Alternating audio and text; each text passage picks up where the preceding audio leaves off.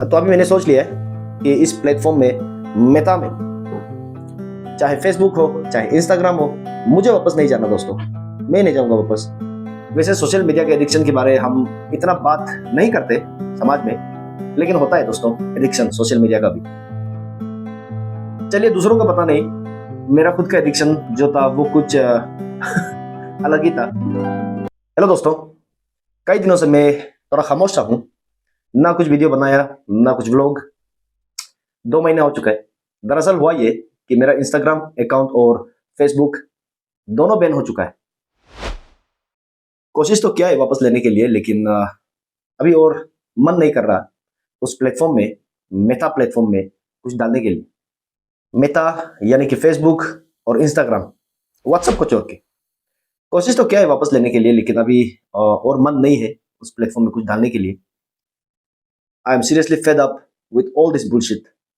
मेरा आखिरी वीडियो क्या था, बांग्लादेशी इलीगल इमिग्रेंट के ऊपर मैंने बनाया था, और जैसे ही मैंने इंस्टाग्राम में वो वीडियो डाला, सवेरे होते होते सब कुछ बैन हो गया था। अब मुझे इस प्लेटफॉर्म में यानी कि मेटा पे कोई भरोसा नहीं है। व्हाट्सएप को भी डिलीट करने से एक सोच दूर हूँ, कर दूंगा। मेटा के बिना भी मेरा मानना है कि लाइफ चल सकता है दोस्तों। वैसे एक तरफ दुख तो है कि मेरा 5 साल का मेहनत बेकार चला गया। जो भी बनाया समाज के लिए बनाया था, फ्री कवरेज, कोई स्पॉन्सरशिप नहीं, सब कुछ फ्री, हर चीज फ्री। सोच रहा था कि मैं कुछ अच्छा ही कर रहा हूँ सोशल मीडिया में, इसलिए जब बैन हुआ तो दुख तो लगा था। 1 दिन 2 दिन बहुत तकलीफ से गुजरा। दरअसल मुझे रात में आदत सी हो गई थी कुछ ना कुछ एडिट करके डालना, कभी शॉर्ट कंटेंट कभी लॉन्ग कंटेंट, फिर अगले दिन व्यूज चेक करना, अच्छे बुरे कमेंट्स पढ़ना। 6 7 घंटे मेरा दिन में लगभग सोशल मीडिया में वेस्ट हो जाता था, सच बता रहा हूँ।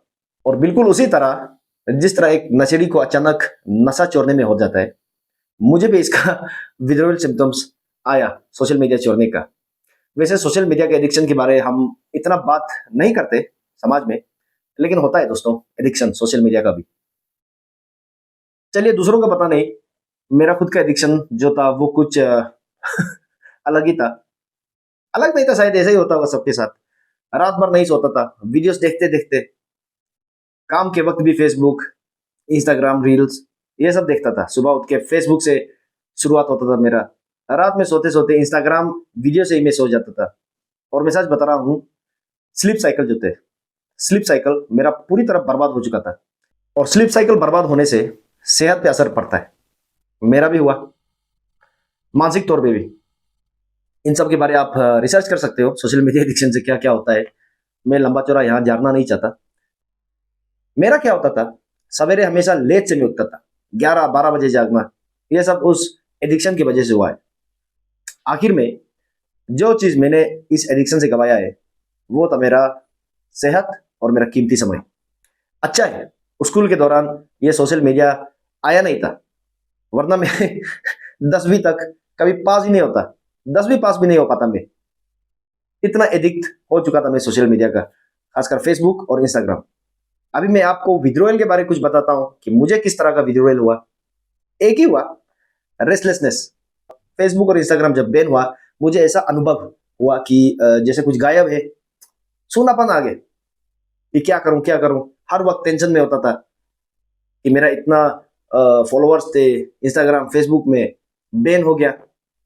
गलत मत समझना दोस्तों, सोशल मीडिया में फॉलोअर्स गेन करना एक रेस की तरह है। जिसका जितना ज्यादा फॉलोअर्स उतना ज्यादा इन्फ्लुएंस, उतना ज्यादा मार्केट पोटेंशियल, एड्स का ऑफर, स्पॉन्सरशिप। हालांकि मैं रोज फॉलोअर्स कितने बड़े कितने घटे ये चेक करता था, लेकिन कभी इन चीजों पे खास ध्यान नहीं दिया, जैसे कि एड्स, स्पॉन्सरशिप, मुझे पैसा कमाना है। मैं आपको सच बता रहा हूँ, 5 साल में बस $4 मैंने कमाया है फेसबुक पेज से। इंस्टाग्राम से ना के बराबर, क्योंकि वहां कुछ अलग ही एडसेंस का, एडसेंस तो होता ही नहीं है वहां, व्यू काउंट पे कोई पैसा नहीं मिलता है। जरा नहीं, 80,000 के करीब मेरे फॉलोअर्स थे, लेकिन मैंने कभी किसी के साथ कोलैब नहीं किया, ना कोई स्टोरी या रील में ब्रांड एंडोर्समेंट किया, क्योंकि मैं जो भी कर रहा था पैसों के लिए नहीं कर रहा था। मन में बस एक ही ख्याल था ये सब करते हुए कि जितना फॉलोअर्स मुझे नसीब हुआ है, जो प्लेटफॉर्म बन चुका था मेरा फेसबुक और इंस्टाग्राम, उसका अच्छा इस्तेमाल करना है। अच्छी बातें करना है, मैं ये सब वहीं से करता था।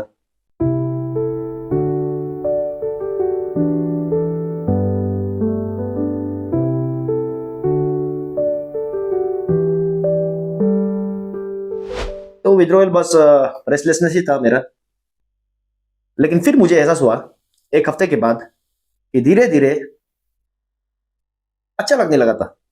विदाउट फेसबुक एंड इंस्टाग्राम मेरा बहुत समय बर्बाद हो जाता था। अब मेरे पास समय ही समय था।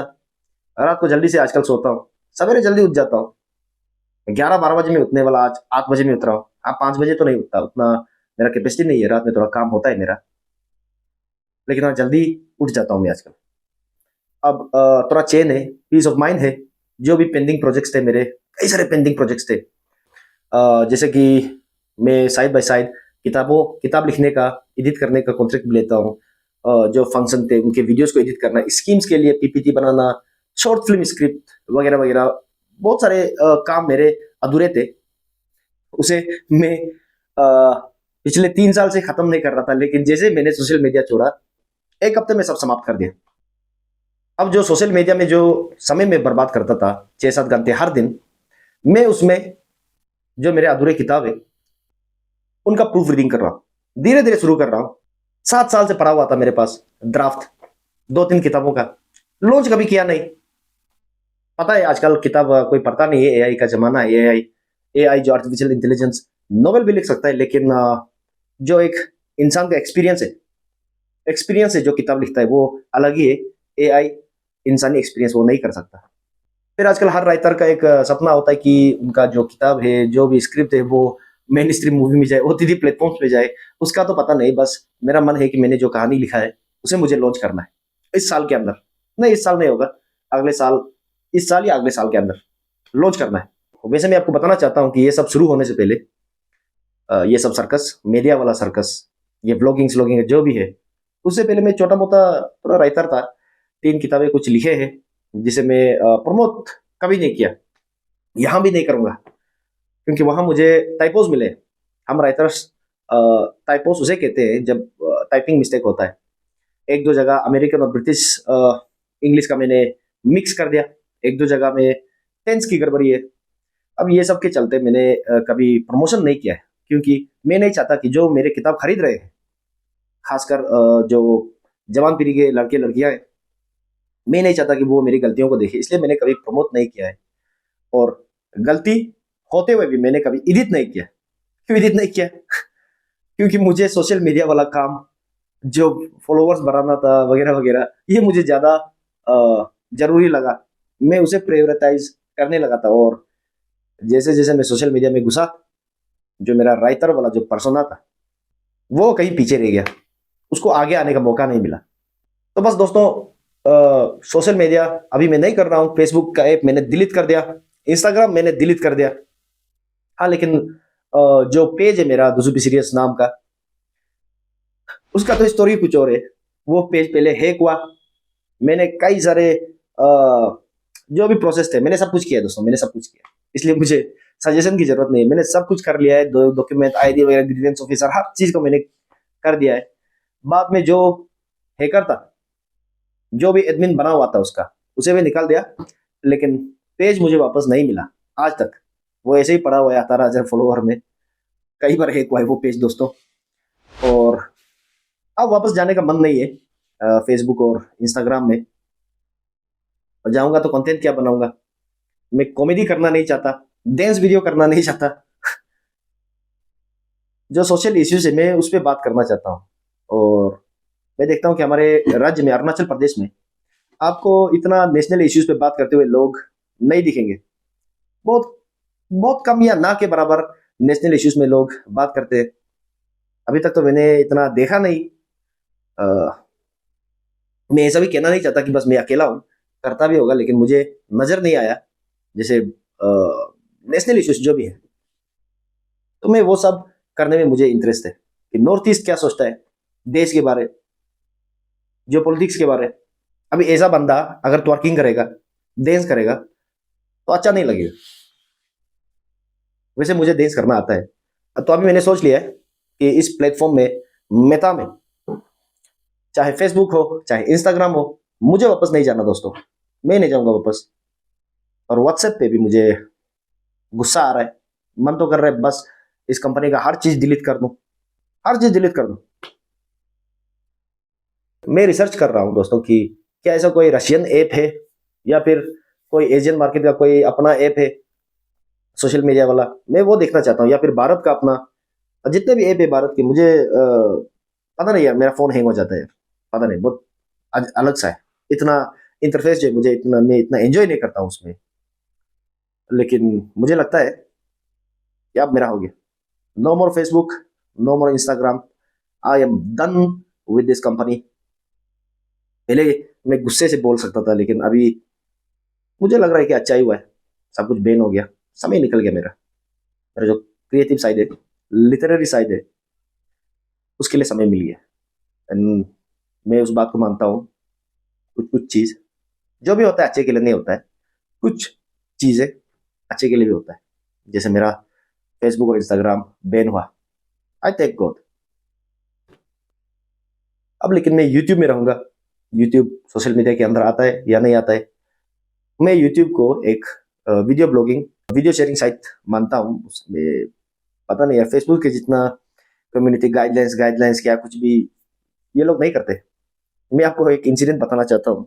जब मैं मीडिया में काम करता था, मैंने वेस्ट बंगाल वाला रेप केस कवर किया था, एक वीडियो बनाया था, और उसी मीडिया चैनल में मैंने अपलोड भी किया। फिर मेरे बॉस टेंशन में आ गए, मैंने पूछा क्या हुआ सर, तो उन्होंने कहा कि कम्युनिटी गाइडलाइंस वायलेट होने के कारण हमारा चैनल पे बैन लगा है। मैं शॉक हो गया, वो पहली बार था दोस्तों, मैं रेप के खिलाफ आवाज उतारा था और फेसबुक उसे बैन कर दिया। दूसरी बार जब मेरा अकाउंट, फेसबुक अकाउंट रिपोर्ट हुआ, बैन हुआ, कुछ कुछ कम्युनिटी गाइडलाइंस का कई सारा मैसेजेस आने लगा था, उस समय मैंने मुर्शिदाबाद में जो हुआ उसके बारे में मैंने कहा था। और ये तीसरी बार इलीगल बांग्लादेशी इमिग्रेंट के बारे में मैंने वीडियो बनाया। पता नहीं आपका सोच, मैं आपको ये नहीं कह रहा हूं कि मेहता को शक की नजर से देखिए कि वो हमारा जो इंटरनल पॉलिटिक्स है, लोग जो सोच रहे हैं, free idea, free speech, without vulgarity, without hate speech, उसे भी कम्युनिटी गाइडलाइंस वायलेट करने का वो जो ब्रैकेट में उसमें डाल रहे हैं। जबकि दोस्तों फेसबुक में आपने देखा होगा, ये सुना होगा, link on bio, link on bio, लोग दूसरों के एमएमएस चुरा के वेबसाइट में एडवर्टाइज करके ले जा रहे इलीगल फोन साइट्स में। उसे फेसबुक कुछ नहीं करता, इंस्टाग्राम कुछ नहीं करता, जो सोशल इश्यूज पे बात करता है उसे बैन कर देता है।